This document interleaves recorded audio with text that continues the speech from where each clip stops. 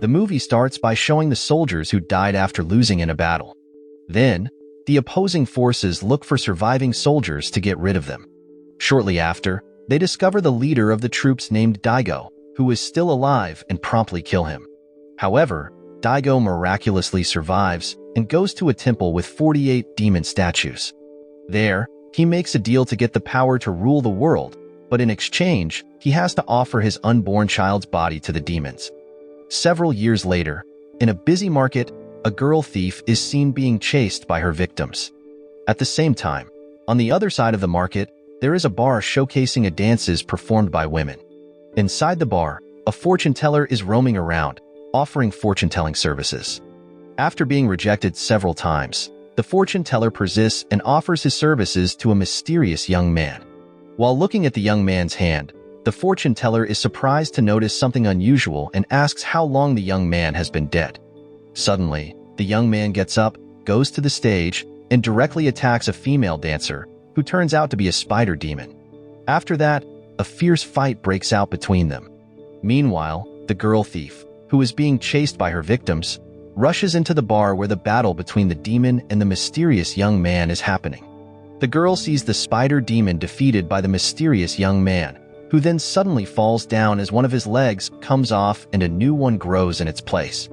The girl thief is surprised by what she sees and holds up a knife, demanding to know who the young man really is. But the young man stays quiet and doesn't respond. After they leave the bar, an old man named Kotatsu greets the young man as Hyakkimaru. After Hyakkimaru leaves, the girl thief, who had been watching, approaches Kotatsu and asks about Hyakkimaru's identity. Kotatsu then starts to tell a story. In the past, there was a great sorcerer named Guzan. One day, while searching for medicinal plants, Guzan found a wooden tub floating in the river. In the wooden tub, Guzan found a baby with a sad body, missing most of its organs. Even though the baby had no eyes, it seemed to be crying for help. Guzan then took the baby and decided to give it a new body.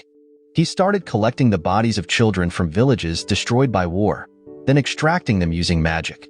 He used these body parts to make new organs. First, he made a heart, and then gradually made other organs. After that, he named the boy Hyakkimaru.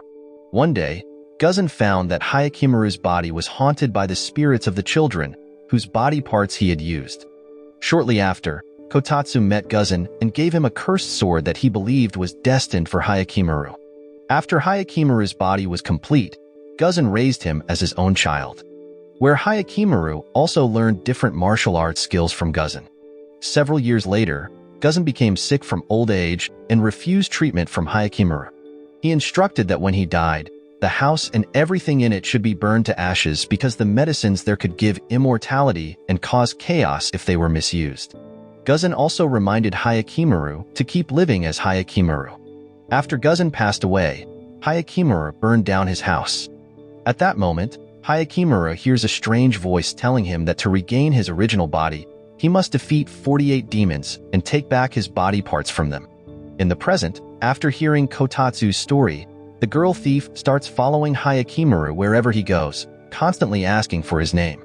Despite being turned away many times, she keeps following him.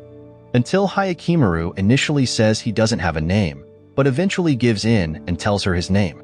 After that, the girl thief introduces herself as Dororo. Shortly after, while they are by the riverbank, Dororo is surprised when Hyakkimaru suddenly draws his sword. It turns out he is cautious because they are approached by a baby demon. However, Hyakkimaru realizes the baby demon is harmless and even plays with it. After that, Hyakkimaru and Dororo follow the baby demon to a place, which happens to be a burned-down temple. The temple used to shelter children who were victims of war, and the baby demon is actually a gathering of the souls of those deceased children. Shortly after, a couple comes to pray for the soul of their child in front of the temple. Upon seeing them, Dororo becomes emotional and expresses her anger towards the couple. She can't accept any excuses they offer because they left their child at the temple, even if they were war victims. Furious, Dororo then heads into the forest, with Hyakkimaru following. When they reach the heart of the forest, they encounter a landlord who is curious to hear about their journey. Not long after, they stay at the landlord's house and are warmly greeted by him and his 7 daughters. After dinner, They want to rest, but Dororo feels something odd about the family. Meanwhile, the landlord's 7 daughters talk about which of Hyakkimaru's or Dororo's flesh would taste better. It turns out they are demon children planning to ambush them. Luckily, Hyakkimaru had expected the demon children's attack. Later, the baby demon appeared and tried to show them something. Where Hyakkimaru and Dororo followed the baby demon to a place and found an underground room full of children's skulls and bones. Upon further exploration, the underground room led them to the burned temple, which used to be a shelter for children orphaned by war. They also discovered many demon eggs in the underground room, which indicated that the landlord's wife was a demon who had been devouring and killing the children all along. After that, Dororo quickly gathered the villagers and showed them the demon eggs as evidence of what had been happening. Meanwhile, Hyakkimaru managed to find the landlord and his wife, where the landlord attacked Hyakkimaru under the influence of his demon wife. However, when the landlord was cornered, the demon wife killed both him and herself, causing her husband to die. Fortunately, Hyakkimaru survived because he didn't have a heart and removed the sword from his body.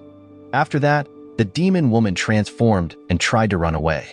Luckily, the demon woman was chased by the baby demons who pulled her down, where Hyakkimaru quickly swung his sword, destroying the demon's body. Afterward, the baby demons found peace and returned to their original forms and origins. At the same time, Dororo, who had just arrived with the villagers, saw Hyakkimaru regurgitate his liver, as he had gotten his original liver back. However, the villagers mistook Hyakkimaru for a demon and forced him to leave. Their journey continued, and this time Hyakkimaru and Dororo encountered a tree demon in a forest. Thanks to Hyakkimaru's cleverness, he managed to split the demon in two. From this demon, Hyakkimaru successfully regained his ears. After that, they faced a giant lizard demon with tough skin. Hyakkimaru struggled in the fight and was nearly eaten by the demon. Thankfully, Dororo helped him, allowing Hyakkimaru to cut the demon's tongue and defeat it from within. From the lizard demon, Hyakkimaru regained his vocal cords. Shortly after, they arrived at a rocky hill and battled a bird demon. The bird demon was challenging to fight because it could fly, giving Hyakkimaru a disadvantage. Dororo then helped him again by throwing a large rock, but unfortunately, this made her as the demon's target. Hyakkimaru didn't stand idle and struck the bird demon with his cursed sword. At that moment, the demon spoke, revealing that the mastermind behind all this was Hyakkimaru's own father, Daigo. After defeating the bird demon, they arrived at a border between Daigo's territory and Konohama's territory. In the distance, Daigo's palace appeared even more magnificent, causing Dororo to curse him. Dororo then harbored a personal grudge because in the past, Daigo had destroyed her village and killed her father. During their escape, Dororo's mother had advised her not to cry and to find a true man like her father. She also told Dororo that when she found such a man, she could finally cry and become a complete woman. Not long after, Hyakkimaru and Dororo entered Daigo's territory to find food. Suddenly, a group of thugs arrived and tried to intimidate them. However, the thugs ended up being defeated by Hyakkimaru. This was witnessed by a young nobleman who offered Hyakkimaru the position of the best bodyguard for the local landlord. Later, Hyakkimaru arrived at the noble's palace, where the young nobleman, named Hyakkimaru, turned out to be Daigo's son.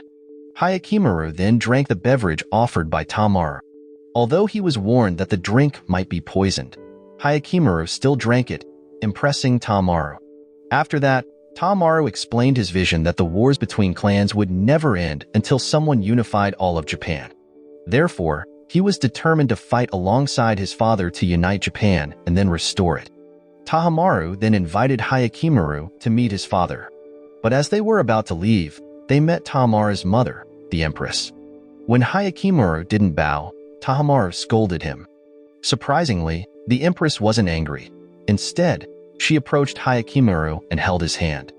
This allowed Hyakkimaru to see glimpses of his past, where his father, Daigo, had tried to kill him. However, Hyakkimaru was saved by his mother, who was forced to set him adrift in the river. Meanwhile, the Empress screamed hysterically that Hyakkimaru had returned. She realized that Hyakkimaru before her was her biological son. Seeing the tense situation, Hyakkimaru chose to leave, despite being briefly stopped by Tamaru. After that, the Empress discussed with Daigo the return of their child whom they had abandoned. In the past, Hyakkimaru was given the same name as his current younger brother, Tamaru. However, Daigo seemed doubtful, questioning how his son could have survived after losing his organs. At the same time, Tamaru was seen listening in on his parents' conversation with a troubled expression. On the other hand, by the riverbank, as Dororo brought stolen food, Hyakkimaru revealed that he was actually Daigo's son and that Tamaru was his younger brother. Hyakkimaru then showed Dororo the vision he had seen that day and asked her to kill him.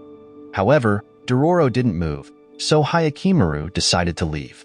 Suddenly, Dororo stabbed Hyakkimaru in the heart from behind. Luckily, it didn't affect him because he didn't have a heart yet, so Dororo chose to leave him. Shortly after, Dororo met Kotatsu again, who took her to an old temple and explained about Hyakkimaru's fate, that his body had been sacrificed by his father to demons. After that, Kotatsu tried to comfort Dororo, who was conflicted because although she knew Hyakkimaru was innocent, she still thought about her parents' hatred and vengeance against Daigo. Meanwhile, Hyakkimaru was attacked by a dog demon, and for the first time, he felt pain from his wounds. The dog demon taunted him, saying that everything he had done was futile because his family would still abandon him. The dog demon then suggested that Hyakkimaru should end his suffering by do the unthinkable. However, Hyakkimaru remained determined, and with one swift stroke, he destroyed the dog demon. After the demon disappeared, Hyakkimaru regained his original eyes. As his eyes opened, Dororo stood before him with tears in her eyes. At that moment, she promised to let go of her vengeance against Daigo on the condition that Hyakkimaru would also forget his grudge. On the other hand, Daigo was restless because despite 20 years of effort, he hadn't succeeded in uniting all of Japan. Suddenly, a demon appeared and provoked him, stating that his greatest obstacle was his own son, Hyakkimaru, whom he had abandoned 2 decades ago. Therefore, Daigo had to gather all his forces to eliminate Hyakkimaru. Without delay, without wasting time, Daigo rushed to where Hyakkimaru was. Unexpectedly, Tamaru arrived first at the location where Hyakkimaru was and started the battle by firing a cannon. However, Hyakkimaru was confused about why Tamaru was chasing him. At that moment, Tamaru claimed that there could only be one Tamaru in the world. During the fight, 2 of Tamaru's soldiers were defeated by Hyakkimaru, followed by a third who broke his sword. At that moment, the Empress suddenly appeared and saw the broken piece of Hyakkimaru's sword lodged in Tamaru's neck. Realizing that Tamaru was dead, the Empress became furious and aimed her weapon at Hyakkimaru. However, Hyakkimaru dropped his sword, which made the Empress feel sorry for her son. Just then, Daigo appeared, and the Empress quickly ran to block him. Surprisingly, Daigo killed the Empress. Upon seeing this, Hyakkimaru became furious and charged towards Daigo. At that moment, Dororo tried to stop Hyakkimaru, arguing that Daigo was still his father. However, Hyakkimaru knocked her unconscious and began fighting his father. Hyakkimaru dominated the fight, forcing Daigo to defend himself. Despite this, Daigo managed to injure Hyakkimaru, but Hyakkimaru's fast healing quickly restored his health, and his counterattack managed to overwhelm Daigo, eventually leading to his defeat. However, Daigo seemed to understand Hyakkimaru's regenerative abilities and ordered him to quickly finish him off.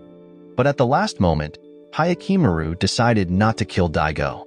He explained that if Dororo could let go of her vengeance, so could he.